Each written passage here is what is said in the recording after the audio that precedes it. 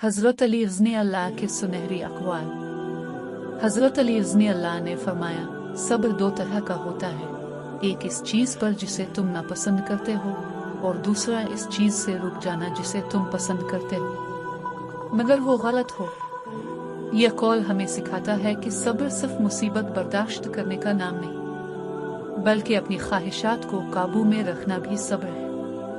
आज के दौर में इंसान जल्दी गुस्सा करता है, जल्दी हार मान लेता है और हर चीज़ फौरन चाहता है, लेकिन कामयाबी, सुकून और अल्लाह की रज़ा अक्सर सब्र के बाद मिलती है। हज़रत अली इज़्न अल्लाह ने फरमाया, लोगों से इस तरह मिलो कि अगर तुम मर जाओ तो वो तुम्हारे लिए रोएं और अगर जिंदा रहो तो तुमसे मोहब्बत करें। यह कौल हमें अखलाक, नरमी और मोहब्बत की अहमियत बताता है। इंसान का असल मकाम इसके माल से नहीं बल्कि इसके अखलाक से पहचाना जाता है।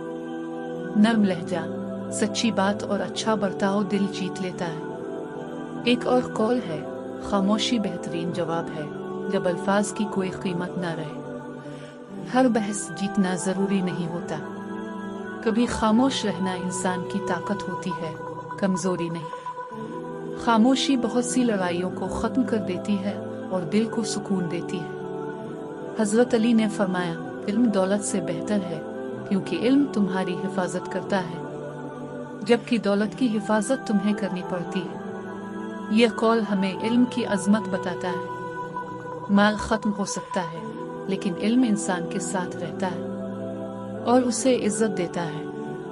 आखिर में एक खूबसूरत नसीहत, अपने दिल को हसद से पाक रखो, क्योंकि हसद सबसे पहले इंसान के सुकून को खत्म करता है।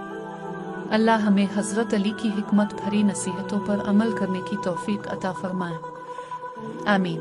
नोट: हज़रत अली से मंसूब अक़वाल में बाज़ की असनाद मुख्तलिफ होती हैं, इसलिए तहक़ीक़ी हवाला अलग से चेक करना बेहतर है।